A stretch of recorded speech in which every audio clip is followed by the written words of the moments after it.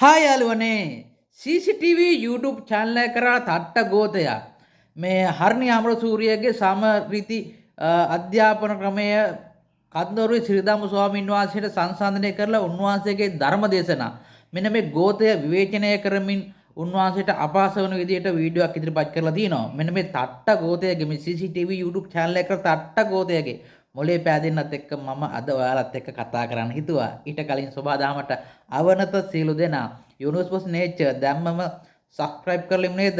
ඇත්ත වශයෙන් කියනවා නම් යාළුවනේ මෙන්න මේ කුහකයෝ දිගටම මේ ස්වාමීන් වහන්සේගේ ධර්මයේ විවේචනය කරමින් ගොන් ආතල් ගන්නවා. ඒ වගේම මම දැක්ක ඊයේ මම දැක්ක අර කොටියාගල සාරානන්ද ස්වාමීන් වහන්සේ ලස්සන කවිපද පෙළක් උන්වහන්සේ වෙනුවෙන් නිර්මාණය කරලා තිබුණා. දැන් උන්වහන්සේටත් එක එක ඇව කතා කරලා බයිනවලු ටිකක් තරජන කරනවලු ගොන් ආතල් ගන්නවා. මෙන්න මේ වගේ ගොන් ආතල් ගන්න ජරා జాතියක් ඉන්නේ. ඉතින් මෙන්න මුන්ගේ මොලේ පෑදෙනත් එක්ක මං මුන්ට හරියට දැන් උත්තර දෙන්න හිතුවා. දැන් මුන් අර මෙන්න මේ තට්ටය මේ CCTV channel එකේ මේ ඉන්න තට්ටය මූ ඔවා දක්වනවා මේ අර කවුද මේ හර්ණි අමරසූරියගේ සමරිසි අධ්‍යාපනයට මේ කද්නෝරුවේ ශ්‍රීදාම ස්වාමීන් වහන්සේ සපෝට් කරාලු. කද්නෝරුවේ ශ්‍රීදාම ස්වාමීන් වහන්සේ කියලා ඊට පස්සේ ආවලු මේ දෙකම එකයිලු. එතකොට කද්නෝරුවේ ශ්‍රීදාම ස්වාමීන් වහන්සේගෙන් ඇහුවා මේ කසාද ජීවිතය ගැන මිනිසුන්ගේ කොහොමද කියන්නේ කියලා. කවුද මට ඇහුවේ මං කෝක ඇහුවේ මං හරි ටීවී එකේ මං කියන්නේ මෙයා ඇහුවේ. කවුද මේ හරි ටීවී වල සටහන කරන්නේ කවුද? අපේ ලහිරු. එයා ඇහුවම කිව්වේ මේ දරුවෝ හදන්න බැරි නම් වදන්න එපා. එච්චරයිනේ. ඒක පොසිටිව්. ඒක නෙගටිව් මාර්කින් එකක් අල්ලගෙන මුන් වැරදි දෙයකට සම්බන්ධ කරලා උන්වහන්සේට මඩ ගහනවා. අනිත් එක අචින්තිතම්පි භවති. චින්තිතම්පි විනාශති. හිතන දේ වෙන්නේ නැත්නම් වැඩක් නැහැලු. දහමෙන් තුල ඇති වැඩක් නැහැලු. ඌ ඉතින් උඹලා ගොන් අතල් ගනිilla.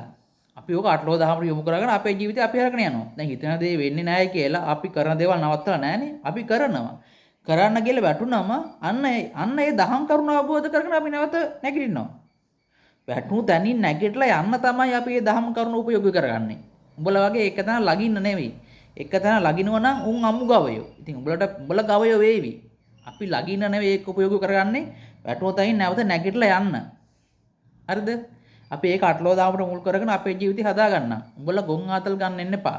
අනික මේ දැන් මුලින්ම ඕකට කෑ ගැව්වේ මං කියන්නේ මේ උපුල් සාන් සන්නස්ගල.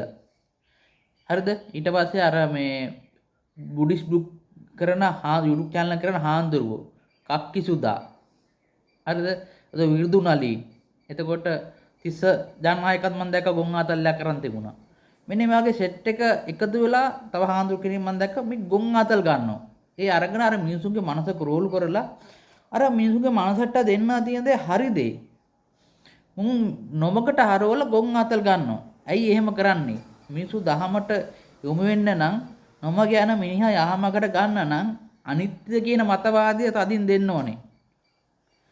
අර බඩගින්න ඉන්න මිනිසුන්ට ධර්මය කියලා දෙන්න බෑ කියලා තියෙනවනේ. එතකොට බඩගින්න ඉන්න මිනිසුන්ට දෙන්න ඕනේ අනිත්‍ය කියන දේ. දැන් අපේ රටේ එල්ලුම් ගහගෙන ආව නම් මෙච්චර අපරාධ වෙන්නේ නැහනේ. මිනිස්සු කියනවනේ එල්ලුම් ගහ ගේන්නේ කියලා. ඒත් ඒක අමානුෂිකයි. මානුෂික ක්‍රමයේ විතර ගේනවා නම් ඒක හොඳයි. ඒ ක්‍රමයක තියෙනවා කිව්වට ඩක් නැහැ යථාර්ථයක් වෙන්නේ නැහැ.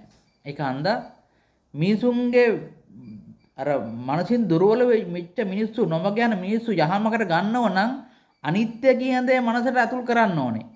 අනිත්‍ය කියන දේ මාස තුර යථාර්ථයක් කරගත්තම දුක කියන දේ දැනෙන්නේ නැහැ. ඇත්ත වශයෙන් කියනවනම් මට දැන් දුක දැනෙන්නේ නැහැ. මොකද කද්නෝරු ශ්‍රීදාම ස්වාමීන් වහන්සේගේ බණ අහලා වැටුණු තැන මතක් වෙන්නේ හිතන දේ වෙන්නේ නැහැ. වෙන්නේ මොනවද කියලා හිතා ගන්න බෑ. එතකොට දුක දැනුම තැන මතක් වෙන්නේ කම්මන් දල්ලං කිංති කරෝමි. මේ දහම් කරුණු දෙක සිත තුළ යථාර්ථයක් කරන් ජීවත් වුණාම දුක දැනෙන අවස්ථාවේදී ඒක දරාගෙන සතුටින් ඉදිරියට නැවත යන්න පුළුවන්. මෙන්න මේකයි මේ දහම් කරුණු දෙකෙන් උන්වහන්සේ මිනිසාගේ මනසට ඔහා දක්වන්නේ. මේක තේරුම් ගන්න බැරි නම් උඹලා අමු හරක්. හරිද? උඹලා හරක් වුණාට කමක් නැහැ.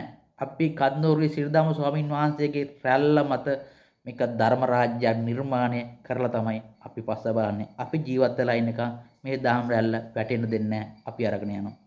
එහෙමනම් යාළුවනේ මෙන්න මේ මුන්ගේ මොලේ පෑදෙනත් එක්ක පාලින් කමෙන්ට් එකක් දාගෙන යමු. එහෙමනම් ඔබට ජය.